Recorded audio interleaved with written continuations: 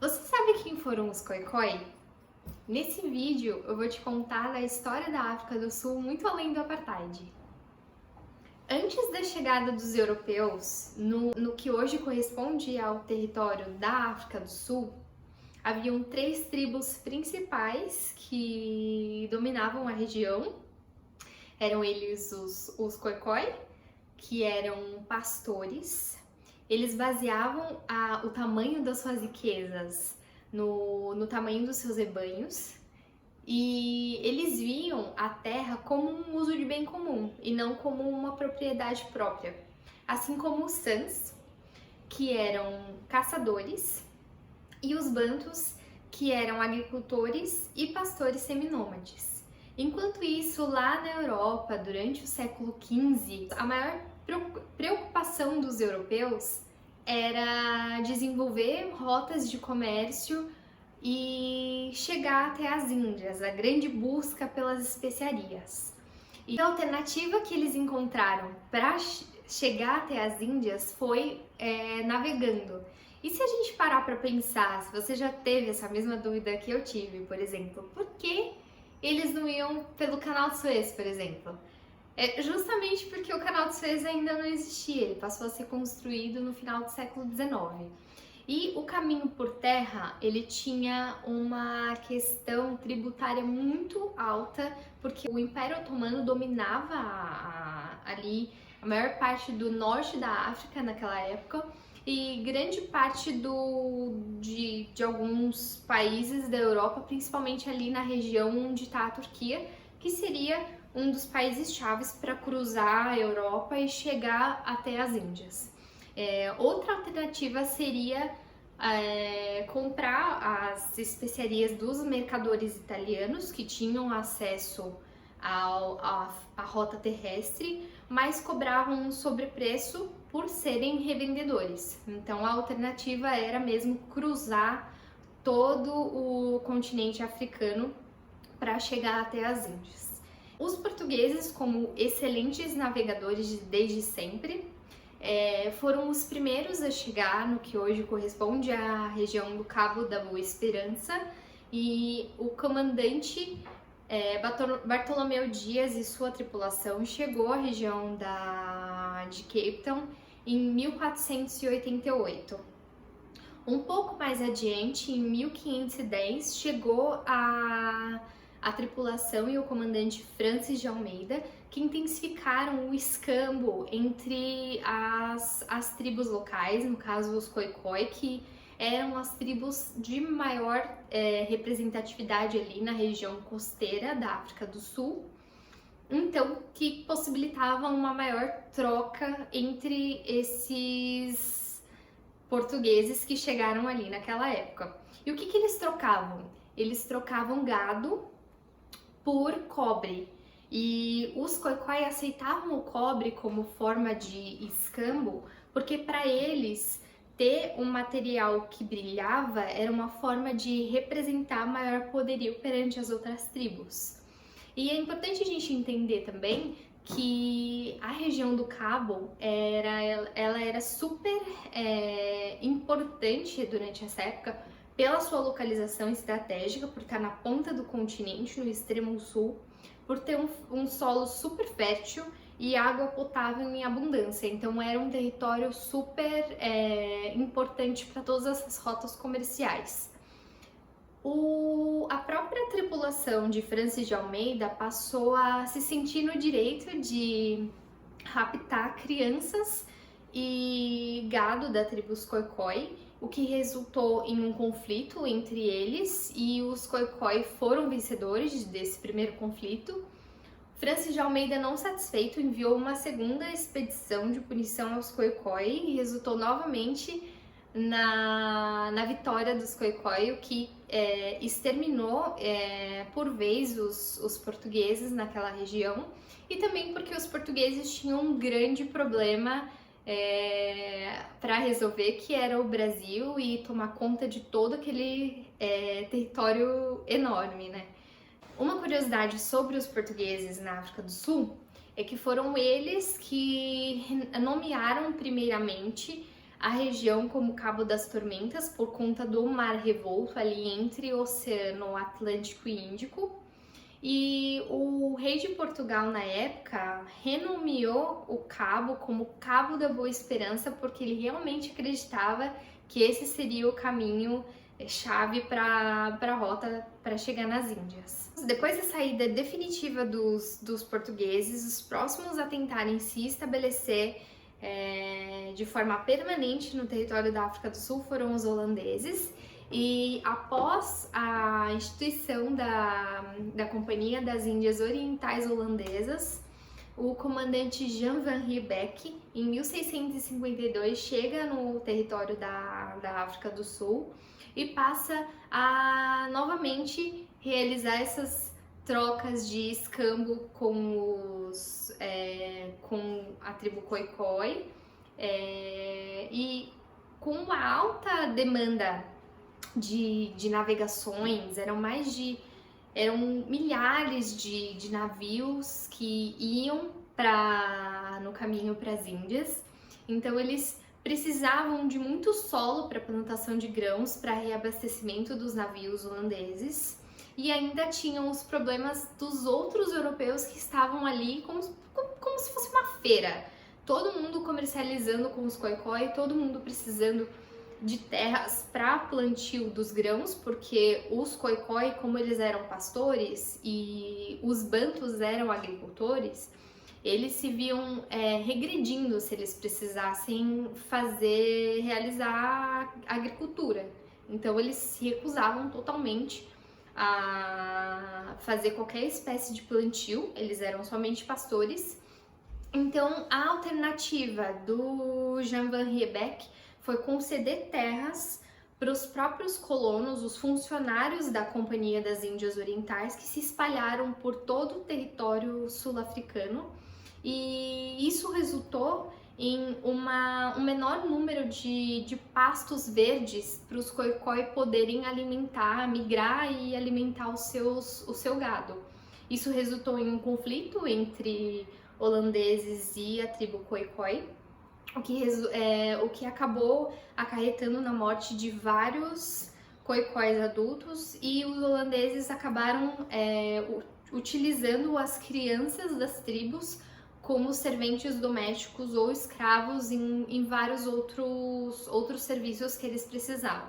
Esses holandeses que passaram a migrar e tiveram concessões de terras mais para o interior, eles se sentiam mais africanos do que os holandeses que chegavam depois e ficaram ali mais na região costeira. Então, para se diferenciar, eles se autodenominaram Boeres ou Afrikaners. E foi a partir desse momento que surgiu o idioma Afrikaner, que muitas vezes é confundido como um idioma que deriva de línguas das tribos que existiam antes ali no território, mas não, era um idioma derivado do próprio holandês.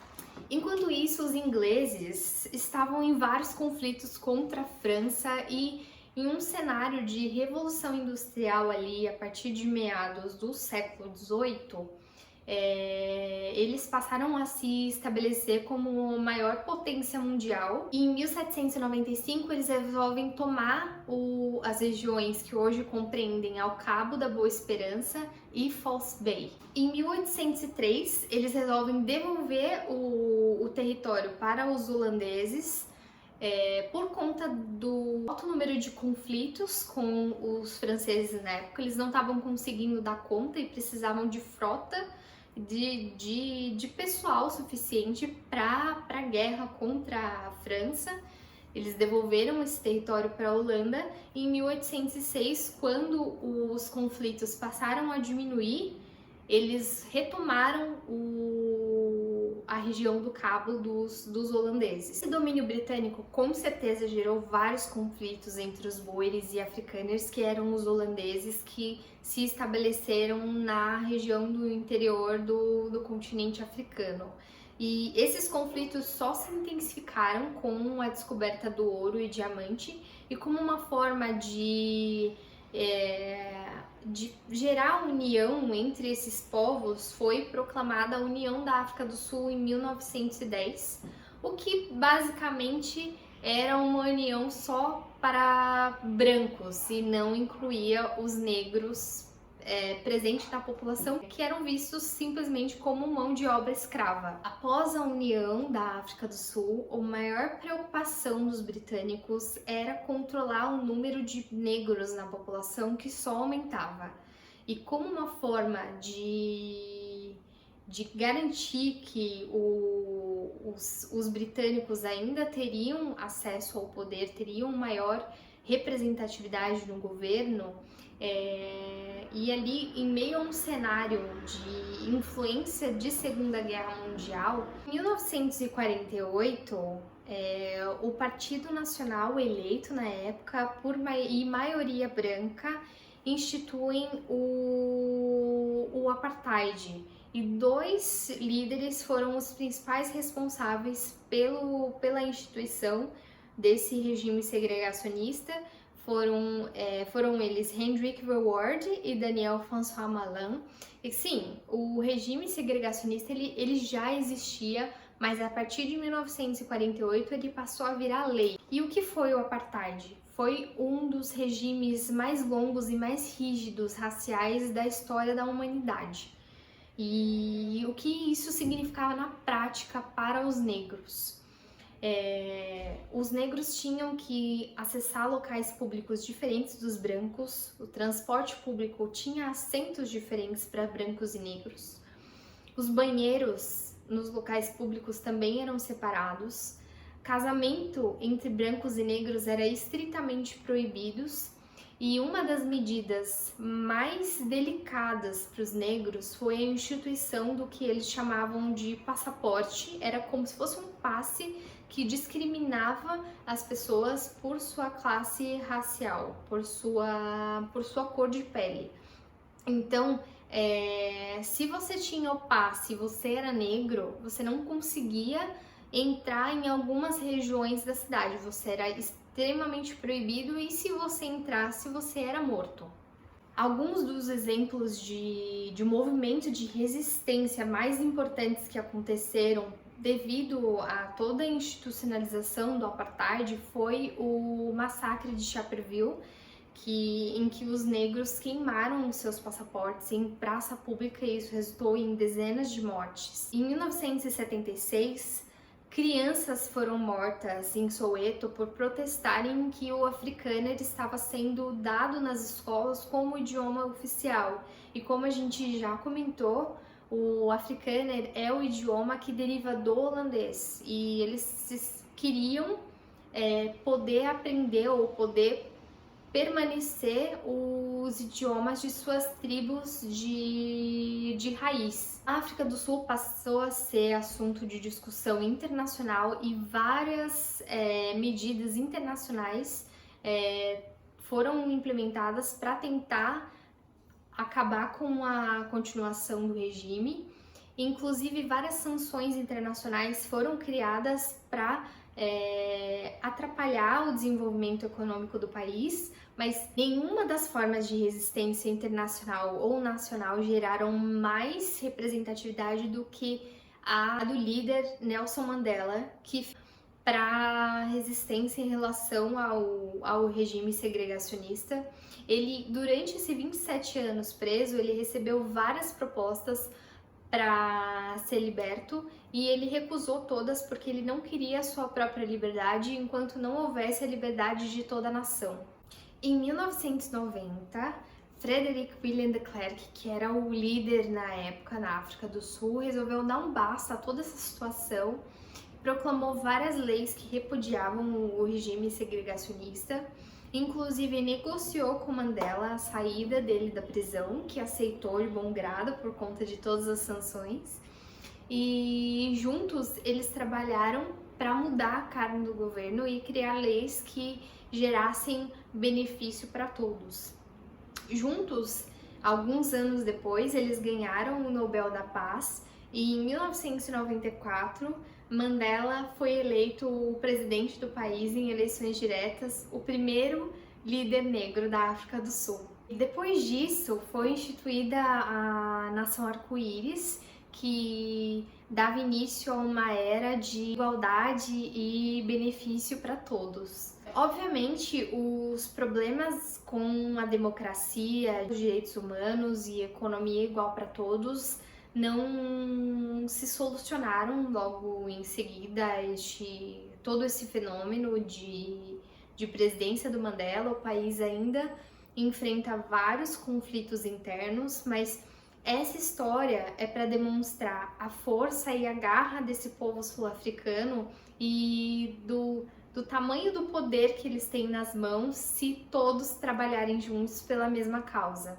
E por que eu resolvi falar de história num canal que tem como objetivo falar sobre viagem? Primeiramente porque no momento que a gente entende uma realidade, uma história, a gente passa a respeitar muito mais. E no momento que a gente respeita, a gente se conecta muito mais com as pessoas e a gente tende a ter mais proximidade com aquela realidade. E com certeza a nossa viagem se torna muito melhor. Falando em termos atuais, a bandeira da África do Sul é cheia de simbologias.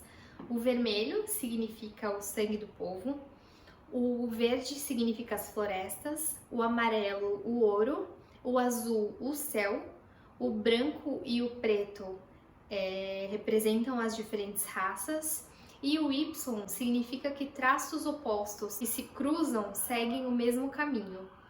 O país é dividido em 9 províncias, a população é de mais de 59 milhões de habitantes, sendo mais de 79% de negros, e são 11 idiomas oficiais, sendo 2 deles o africâner e o inglês.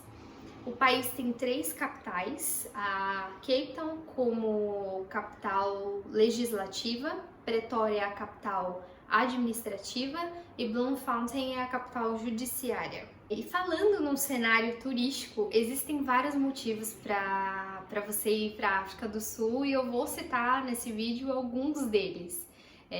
Alguns dos principais atrativos do país são o Kruger Park, que é um parque nacional que possibilita fazer safari em veículo 4x4 e ainda permite ver todos os Big Five, que são os animais mais procurados durante um safari, e não são todos os safaris que possibilitam ver todos esses 5 animais. Cape Town tem um pôr do sol maravilhoso e ainda é lar de uma das 7 maravilhas naturais do mundo, a Table Mountain.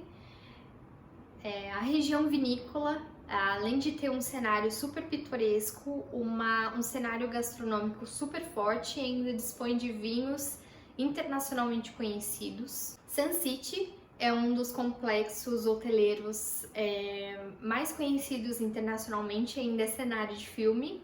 E Joanesburgo, que é uma das cidades mais importantes para a história da África do Sul, além de ser o principal ponto de entrada do turismo internacional, e é o assunto do próximo vídeo. Eu espero que todo esse conteúdo tenha sido de muito aprendizado para você e eu te vejo semana que vem.